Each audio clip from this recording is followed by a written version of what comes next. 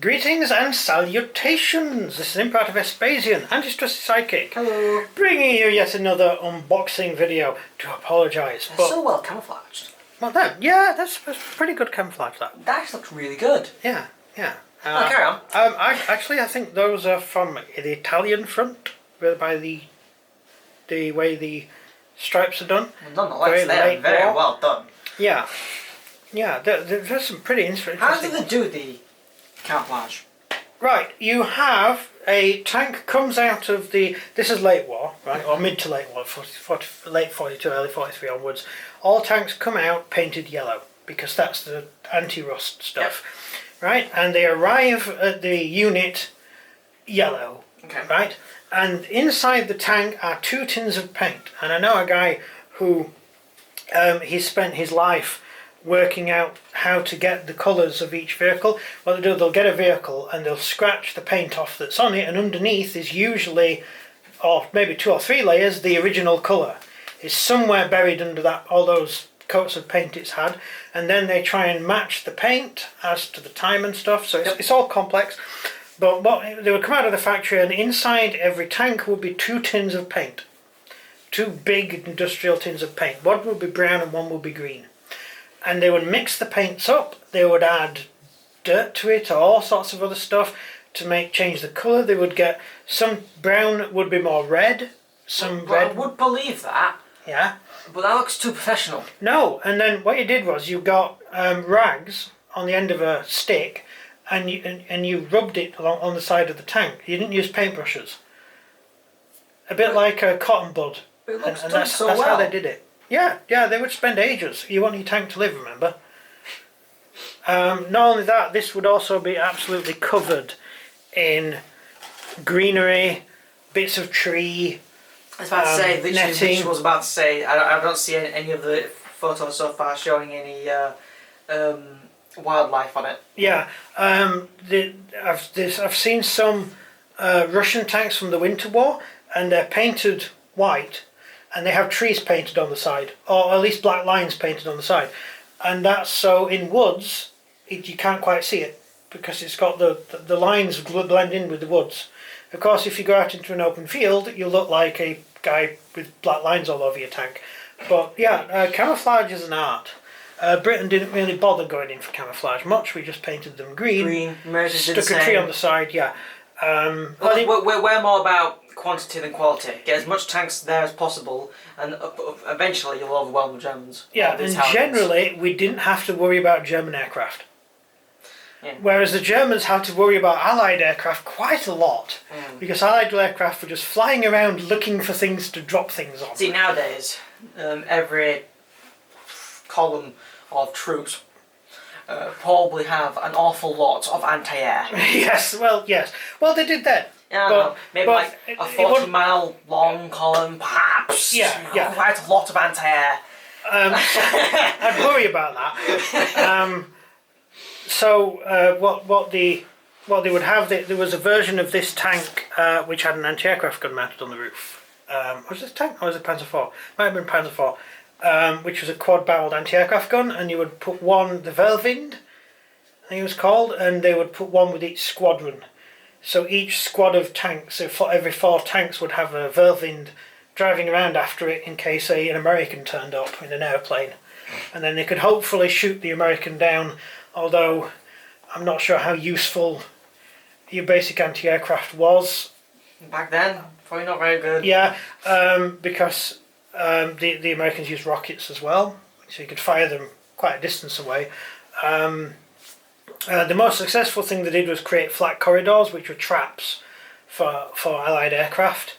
They'd trick the Allied aircraft into attacking one target, and then they'd be able to get all the planes in one area, put so many shells up that you're going to do some damage. That was one of the things they used to do, but it's not easy to organise, and it's dangerous, and you can still lose. And then it's all about chance. Yeah. Is it going to be there? Yeah. Is it not going to be there? Did you waste all your time for that entire operation that day? Yeah. And really just getting from A to B, late war, getting A to B, just getting your vehicle from one place to another, the chances of you making it are probably relatively limited, because there's so many planes flying around. they're just looking for you all the time, and yeah. Anyway, this is the Tiger, the famous Tiger. We're 5 minutes in and we haven't even started talking about it yet. Sorry. So this is the Tiger tank, the one possibly the most famous tank of the Second World War. Desert colours, or actually has it came out of the shop. And here's a late war version here. Well, what's that? Italy. Got it. And there's a nice little colour code on the back. So yeah, it was the Italian front. Right. This guy is for Eastern Front. He's painted in winter colours, although you could use it any winter area. The Finns used them, I believe. No, they got Stugs. Hungary used them. Lots of people use them, and it's for its time probably the most powerful tank in the world when it first came out. Absolutely terrifying to people who fought against it. Carries an anti-aircraft. Psychological problems in the end. Yeah, carries an anti-aircraft gun, which is pretty good. Bit like the SU. Very big. The Joseph Stalin carried an anti-aircraft gun too. Yeah, absolutely huge. We've got another German type tank. Yeah, it's got one over there. That's grab one tank was. Oh yeah, we have. Yeah. Yeah, just grab one. So you have the good old Panzer next to yes the Tiger. It dwarfs it. Yes, and if you think of the Tiger, the King Tiger, the Tiger 2. Oh, we the saw Tiger that, 2 didn't is yeah. The Tiger 2 is big, way bigger than that. It's absolutely huge. And terrifying. Didn't bother buying a Tiger 2 because in real life you hardly ever met them. So. You probably would have met them in Berlin. Yeah, that's about it. Well, by then they would have surrendered. But there weren't that many knocking around. There was a large unit of them that operated as one solid unit in the Eastern Front, and they did really well throughout the war. They lost very few vehicles, most due to breakdown. But in the end, they were surrounded, and I think they ended the war by the crews walking home. I feel like nowadays it would be a lot easier for someone to surrender in a war without many repercussions compared to back then. Like, let's say the siege of Berlin. You can't surrender. You're talking about that film again, aren't you? No. I want to agree. Films. I'm not talking about films. I want to agree. You see, But media is so much more easier to get hold of nowadays. So much more. as to know what's going on. Yeah. Yeah, but you talk about surrendering. Many millions of German troops did surrender. So, but most of the ones who surrendered didn't surrender in dribs and drabs. They surrendered when their division surrendered, or they surrendered like at the end of the war. You had whole divisions. In fact, 9th Army surrendered on the whole. The whole 9th Army surrendered in Stalingrad. It was like 60,000 troops all in one go, wasn't it? That was still alive at that point. Although elements did carry on fighting. In the south, large units surrendered as well. So you can surrender in large units, but individually, it's really up to the local people there. I mean, all you really have to do is wave a white flag and hope they don't shoot you. Yeah. It depends which side's there. It does. I mean, if you're surrendering to the Americans, you've had it. But if you're surrendering to the British were fine taking you prisoner. The Russians were. It depends whereabouts you are. For the Russians. Yeah, that's also true. Who you're fighting against. Yeah. But same for the Russians. I mean, 3 million Russians surrendered at the beginning of the war, early on in the war. You got to think at the beginning of the war they lost all their military divisions and everything because the Germans they were overrun. Yeah. So I'd surrender because to them the war's over. Yeah. You know, because like you don't know what your military commanders are doing. All you see is the burning wreckages of all of your tanks, your helicopters, your planes, everything you've been working towards this entire war. They didn't have helicopters then. Planes. The Germans had a couple of helicopters that weren't very good. They tried to rescue Mussolini with one, but it broke down. When the Zeppelins, Halo Zeppelins, Halo 1. World War One. Zeppelins are World War One, Yeah. yes. Yes. And then they completely scrapped that idea. Yeah, it's making your aircraft designed to explode. Amazon's bringing it back. I know. I don't think they're using helium. Not helium. Is it helium? Oh, no. Yeah, it was helium, hydrogen. wasn't it? No, yeah. It was foul or whatever it Yeah, was. yeah. Just don't make your Zeppelin out of that, right? Just don't. Just don't do that. It's silly. Sorry, where was I? Yeah. Figure-wise, box. It's like this. This is what you get inside. And it fits together dead easy. In fact, this is the easiest one I've done out of all the kits we've bought. We've bought loads of kits, and you'd think the Tiger would be more complicated, but it's just a square box with a turret.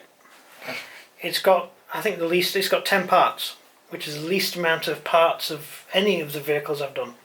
Yeah, actually that is. The one's 13, the armoured car, 13 parts. The armoured car is actually the hardest to do if you put it up against all the others.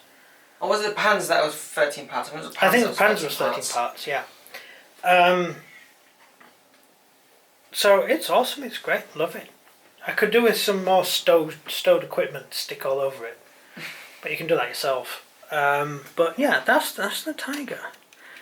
So the Tiger did pretty well. It was a decent vehicle.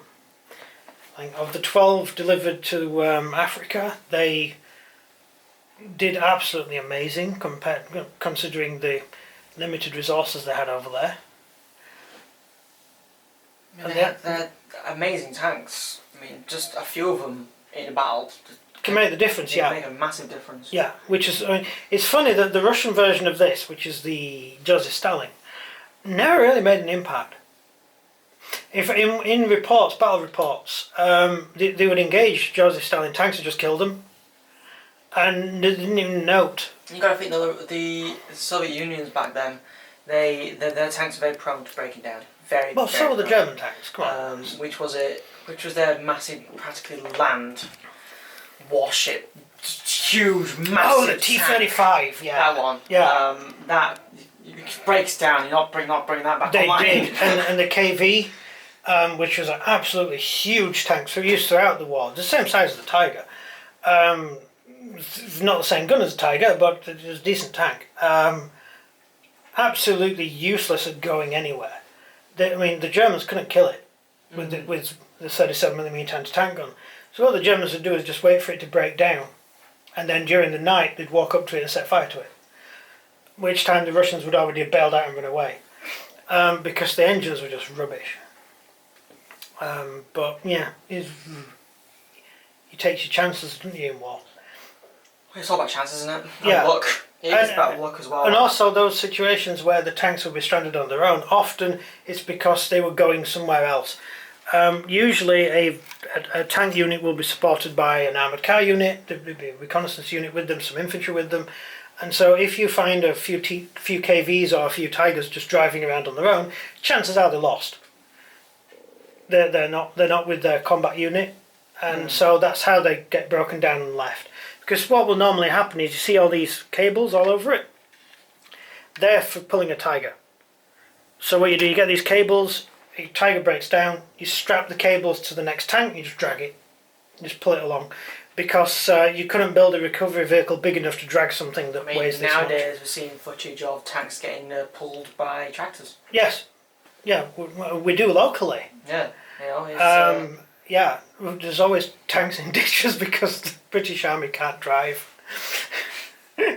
But yeah, I had a friend who he drove a Matador. Is it Mastodon? The big, back in the day, it was a massive tank transporter, huge thing, and he used to put a Challenger on it or whatever, right? And he drove it. That was his job in the army, and he managed to crash it. Oh God. Because he was an idiot, and he drove off the road, went down a ditch, and he jammed in the ditch, and it was there for weeks because the army had nothing that could pull this thing out. Was he on the bomb biggest duty thing for the rest of the war? He wasn't in the war. This was post-war, but yeah, so he got in a lot of trouble for that, and they had to bring several vehicles, several tanks to drag the thing out, and they had a farmer's tractor, to pull this thing out because it jammed in this ditch. And he had to guard it, so no locals came and nicked anything. So he was stuck out there in the rain for weeks or days, for days, while they figured out how to get this thing out of the ditch. So that would have been in the 1960s, and that happened. Quite embarrassing, but that's what it did. And of course, we do have another friend who is unbelievably old. who fought in the desert, don't we? Oh, we do. Yes, we do. Yes. And he drove a tank repair vehicle as well, because he wanted to avoid war as much as possible. And there was a tank that had broken down in the desert. This was when they were fighting Rommel, don't you know? Oh, Rommel. Yes. Was it? No, was it? Would that have been? I'm trying to think. Would that have been Aden? Actually, Oh, I don't know. Is this late or early? I think it might have been Aden. I'm not sure. Anyway, he. So that would have been when they were fighting the Italians. How old is he? He's like one of the oldest people in Britain. He's Really old. Anyway, he drove this. He refused to kick the bucket. Yeah, he's so old. He looks it. I mean, he caught the plague, and he was fine. He was absolutely fine. We're all so worried. We were. He was completely fine about know. it. But anyway, this old codger he's great. He's absolutely. He will. You sit next to him, he'll just start telling you stories, and he's so much experience. Yeah. It's amazing. Just sat there, just listen to him. It's just great. And he drove a tank transporter, right? A tank tow truck or whatever in the war, and they were fighting the Italians. And they'd been told the British tank had broken down in the desert, and they had to go and pick it up. So they drove out to pick this tank up, and they were loading the tank up, and a load of Italian tanks came over a ridge, and they saw them, and they went, "Oh God, we've got to get out of here!" And then they saw a load of British tanks come over the other ridge on the other side, and they realised they were in the middle of the battle, right? So they hid under the tank transporter for the entire battle, and just waited for it to end, and then they loaded the tank up and drove away. That was his experience of battle, because he wasn't a frontline soldier. He was just he just dragged vehicles. He was an engineer, fixed things. Yeah. That's everything about the Panzer then. Not the Panzer. It's not the Panzer. I just read Panzer. The PZ. It was a Panzer. Yeah, no. Panzer simply means tank. No, you make me feel sad now. No, I just call it Tiger. You think it's a Panzer 3. Yeah, this is the Tiger. It's Tiger's Tiger. I always thought it looked like a Dalek when I was a kid. So if you enjoy the video, please like and subscribe, and comment down below what you think of the Italeri Tiger. Does it look like a Dalek to you or not? Just in my head, I always thought that there's a. Yeah, that's what I did. It's a pretty big Dalek, don't you think? Well, they probably were big Daleks. I mean, we don't know. It's the future. Right, thank you very much for watching. This is Imperator Vespasian. Goodbye. See ya.